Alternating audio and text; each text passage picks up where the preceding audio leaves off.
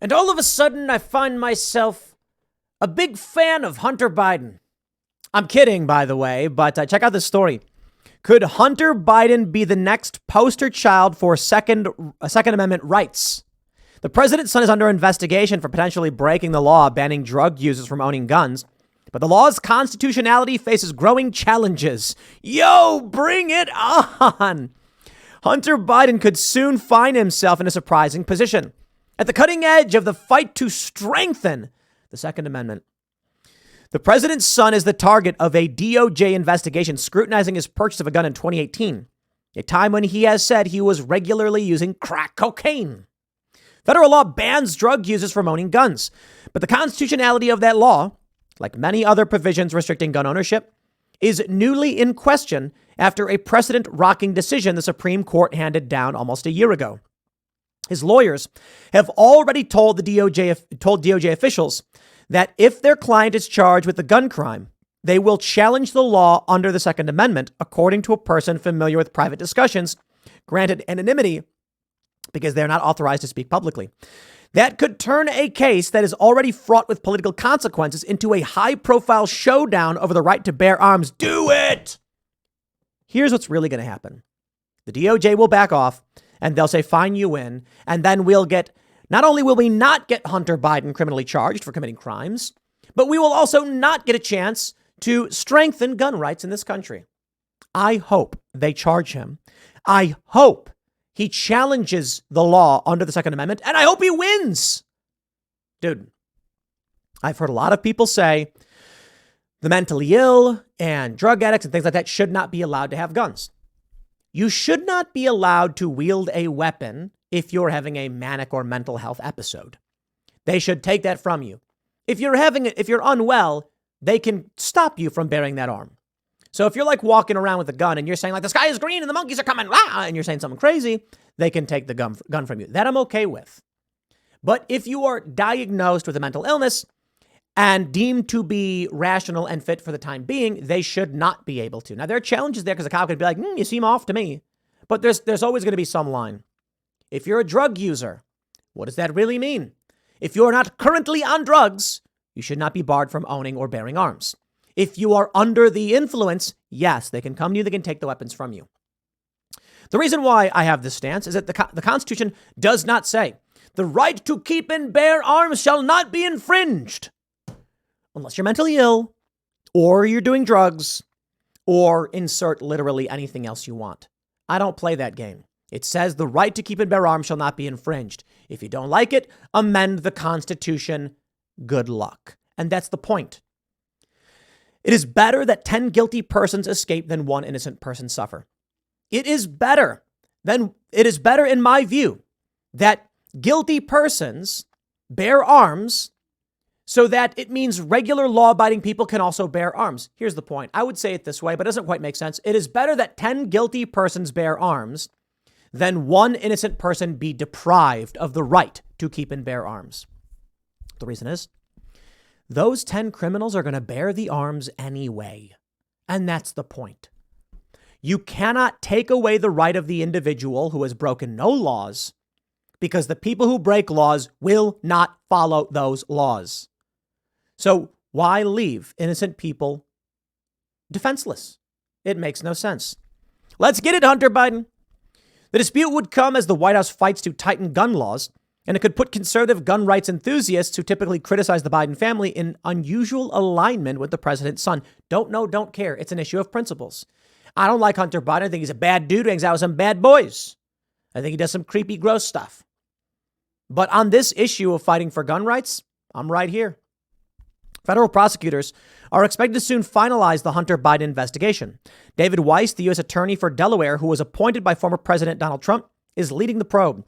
Attorney General Merrick Garland said in May that Weiss is capable of making any decision that he feels are appropriate and that he won't face political pressure.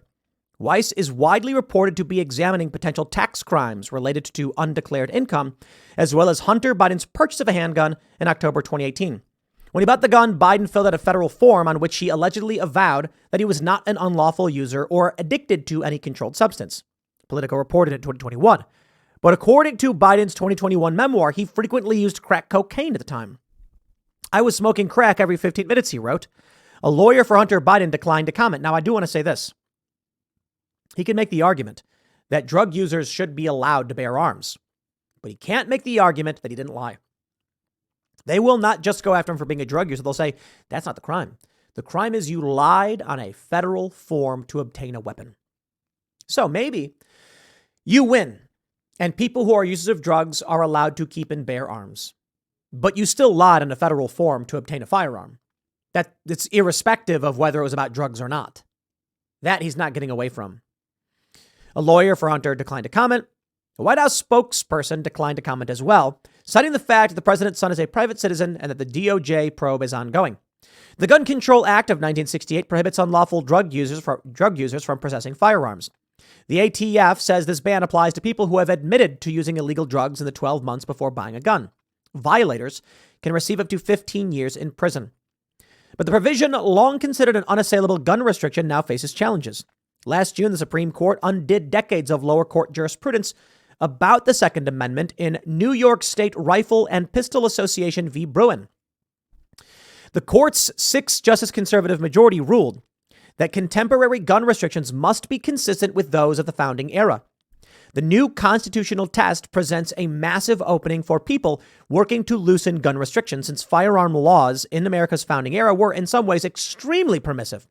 The president, meanwhile, called the ruling deeply troubling and said it contradicts both common sense and the Constitution. Screw you, dude.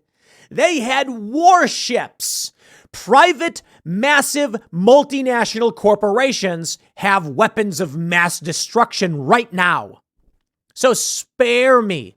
Oh, we'll allow nuclear weapons, but only if you fill out your form. There's a form you can fill out to build nuclear weapons, because private individuals have the right to keep and bear arms. I love sitting down with politicians and being like, do you think people should be allowed to own nuclear weapons or biological weapons? And they go, no, of course not. And I'll say, why do you hate the Constitution so much? Look, I get it. A private individual with a nuke is a bad thing. People with nukes, it's one thing if you're a guy and you have a rifle. Rifles can cause a lot of harm and a lot of damage if used inappropriately. We want to stop those bad people. And the left makes the argument that muskets were substantially weaker in terms of fire rate and all that stuff. Dude, you had a right to keep and bear arms when they had breech loading rifles, okay? And those fire very, very quickly. And then you're not going to come to me and say, okay, no, they had repeaters in the 1800s. And people carried guns all over the place. And then y'all started imposing these laws, starting with the NFA. I mean, there were other laws and stuff too. The point is, we have long been permissive of very powerful weapons. You do not get to say, well, the founding fathers didn't know this was going to happen. Don't care. Don't care. They said you can have arms. Have a nice day. Here's what we do. When you want to change the Constitution, you use the constitutional process by which to do it. Please do so. I don't think people should have nukes, but so long as the Constitution remains, they have the right to.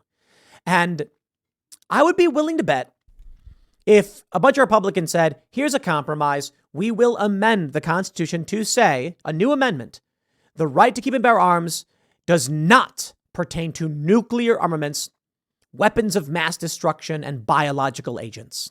I'd be willing to bet most people would agree with that. And here's the compromise. It would, you do a new amendment and say, the right to keep and bear arms does not extend to the right to own nuclear weapons, weapons of mass destruction, biological weapons, high-powered aircraft, etc., but does relate to rifles, handguns of any type. Any type. And so what happens? The right of the individual to have, say, an AR-15 with extended mags or drums, talking 100 rounds or whatever, is expanded. The right to own a machine gun expanded, but now you can't have nukes. I don't think people should have nukes. For the time being, however, until you change it, people can.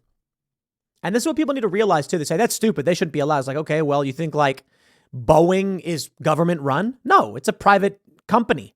That means a private individual is in control of these things. What do you think is happening? You shouldn't be able to have weapons of mass destruction. Okay, well, private individuals do all over the world. This never changed. I don't know where this idea came from, where these people think that the government has all the weapons. They don't. The government buys the weapons from private manufacturers. Figure it out. For the time being, Our rights are our rights. I'll leave it there. Next segment's coming up tonight at 8 p.m. over at youtube.com/TimcastIRL. Thanks for hanging out, and I'll see you all then.